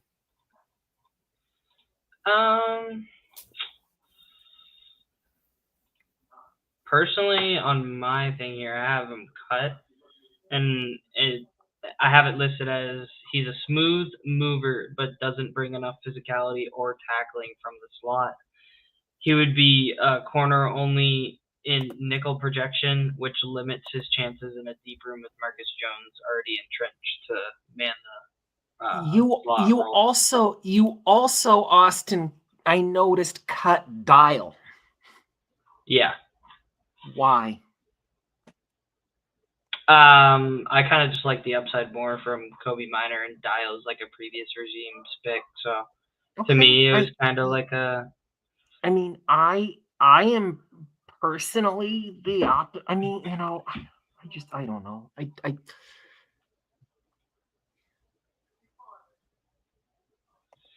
I don't think like Minor's flashy, but I just think he makes routine plays. And, you think Minor will just be trying.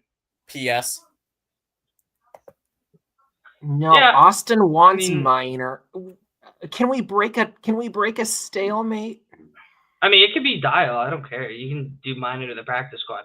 Whichever way, I don't think he's cut. I just think it's either he's on the team or he's practice squad. For now it's practice squad, but unless you want to keep him as staff, I don't mind. And Austin cut Crossley too, and Isaiah Bolden. Austin, you had making. No. I don't want him on PS. Yeah, I'm gonna have to cut Bolden because there's so much unknown with Bolden. There really is. We talked about that in our defensive stream the other day. So what do we do with Mac Hollins now?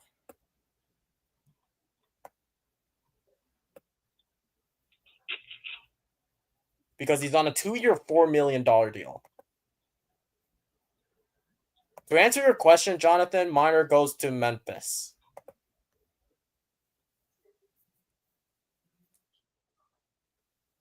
Special teams for Hollins.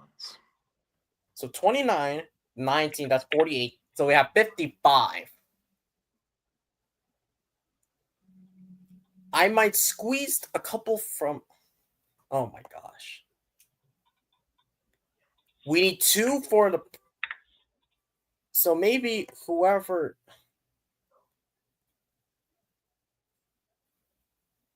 Oh boy. Go up again. So Green, 29 and 9. Wait, 29 and 19 is 48, and 7 is 55. We are going to have to get rid of one of the receivers. It has to be one of the receivers. Call it KB. Yeah, I'm going to put KB. Wait, a coin flip, Austin. KB or Polk? At this current stage, I'd rather keep Bourne over Polk. Polk would go to the practice squad. Okay. Yeah, unfortunately, paper waves, excuse me, likes Jalen Polk, but because of the situation he is in now. I mean, none of this is written in stone, guys. So it's just this is a projection. Not everything is going to be perfect. Nope. Swap him out for Hollins because of the red zone stuff. So put Hollins on in yellow. As depth? Correct. And then swap with who? With Bourne. No, go down. 1, 2, 3, 4, 5, 6, 7. You see, I like the idea of 7 wide receivers. Oh boy. I generally see 6. but that's only if one of them goes down with an injury.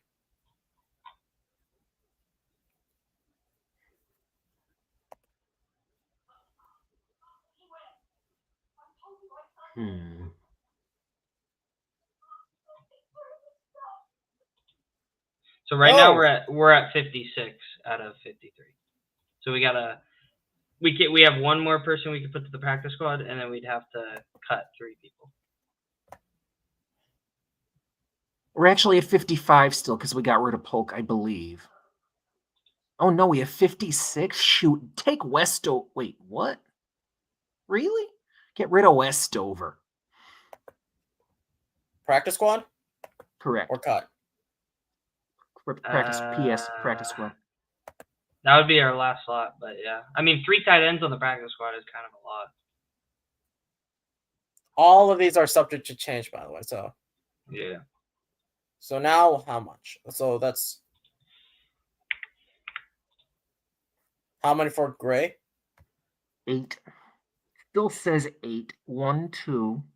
We took away 1, so I'll make it 7. 1, 2, 3, 3, 4, 4, 5, 6. I would get rid of Jennings.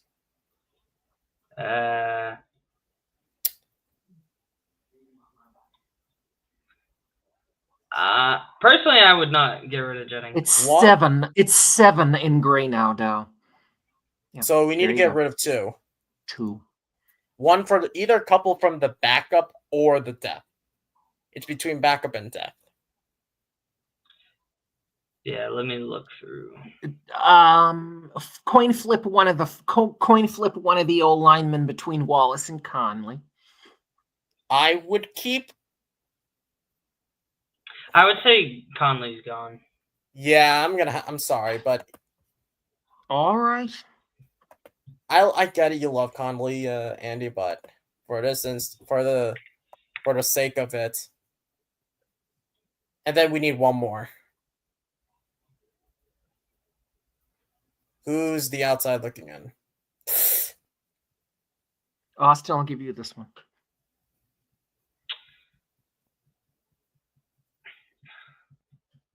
I think it's a coin flip between like Dewey I don't know. I kind of prefer Marte Mapu over Jack Gibbons. Like I feel like Jack Gibbons would be the. I don't want to see Marte Mapu.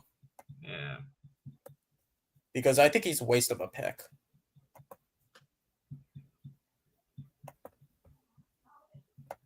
I'm sorry, but Mapu hasn't shown me anything. Yeah, it's fine. You get to get rid of Mapu. Because I think he can thrive through another team. I just don't think it's with the Patriots.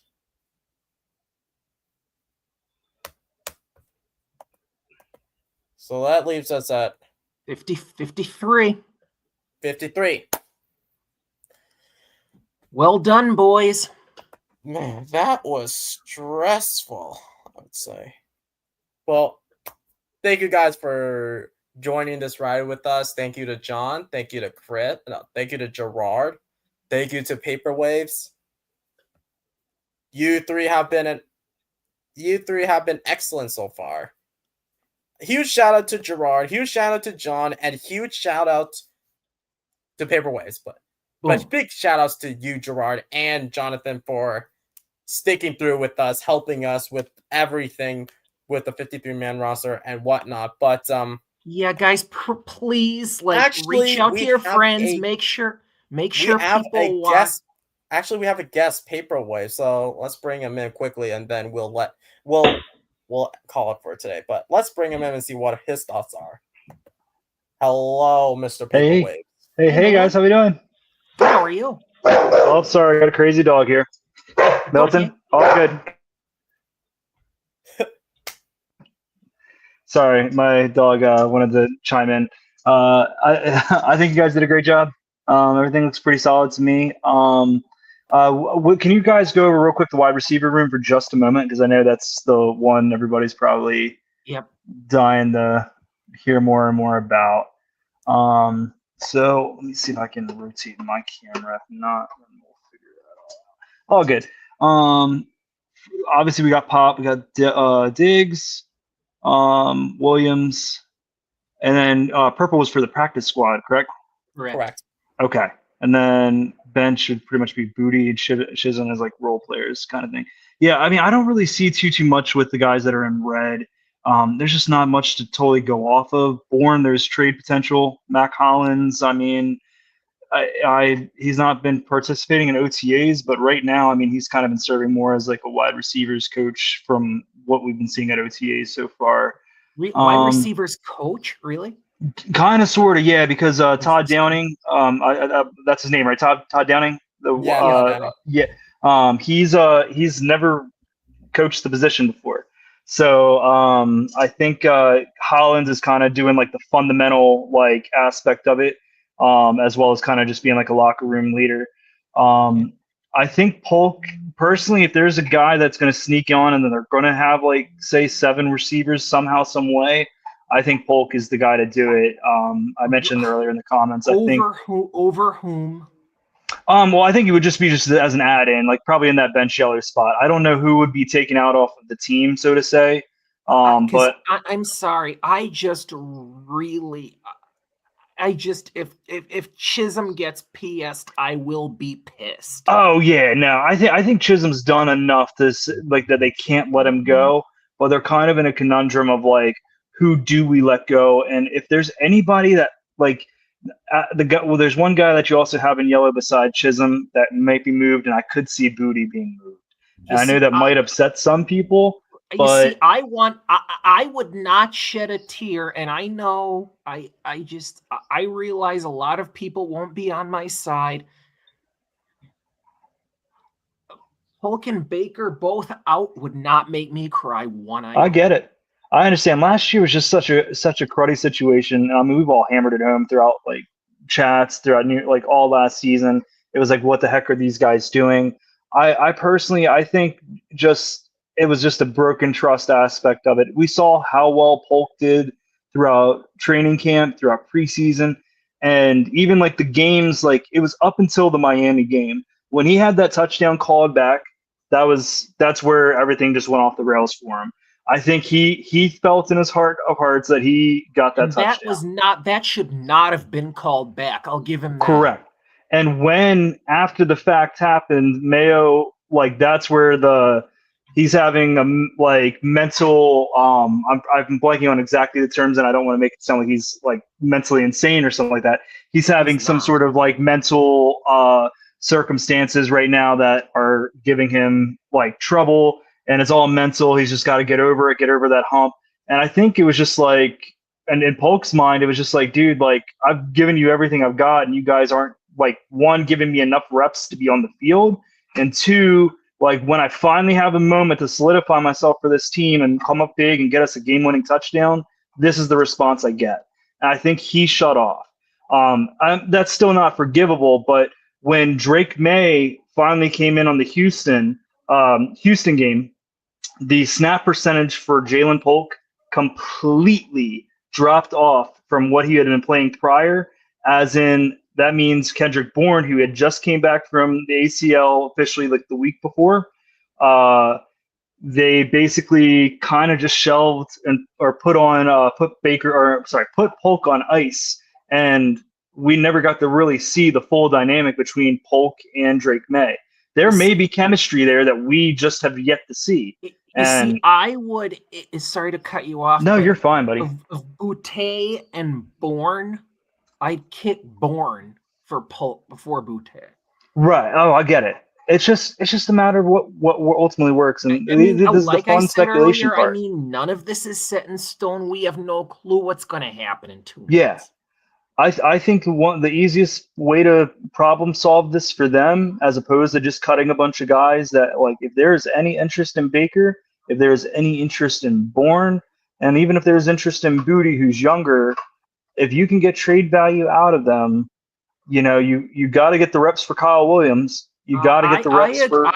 I agree with the widespread talk of the stupidity of trading Boutte just because of the chemistry that developed between him and May the end of the season. Right, and you can already hear Felger and Mass having a time with that.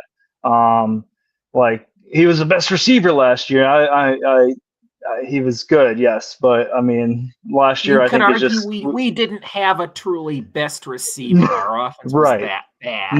Nobody was utilized properly in that locker room. Right. So I just don't. Just in the sake of defending Polk, I think it's just too early to let him go. And if we're going to give Cole Strange as much of a leash as we have, who's to say why should we do the same thing for Polk when he's still viewed very highly? Like Steve Smith Sr. has his own podcast. He still is like, I don't understand like what the Patriots were doing. Like it's pretty cut and dry how you utilize him. Just give him the ball, figure it out. And obviously they just held too much against him. And that's just my personal take. I mean, who knows? I mean, I wasn't in the locker room, but just from an outside perspective looking in, I feel like they personally failed him. And I think they broke his trust with those mental comments that Mayo had made, that it's like, oh, okay, so now you're kind of blaming me for my performance when there's a lot of things that you guys could be doing to get me better. Right. Yeah, just little things like that. Mayo just mishandled everything that was thrown at him. Exactly. It was a complete disaster from start to finish. Like there was basically no communication. There was no direction whatsoever. Right. And the players are going to risk. The players will not respond positively, whether they're rookies or veterans. Right. Also, all four of us can answer this question from Jonathan. It has to do with Mac Hollins. So, also, I know that Mac Hollins was signed to like 2 years or so, and he's been a wide receivers coach basically at OTAs. Does this mean he might have only been signed as a camp body? Not necessarily. I think he still showed enough last year for the Bills all the way through the playoffs that I think he's still capable. It seems like he's battling an injury right now, and he could be like the Foxborough flu case, is my opinion. The what?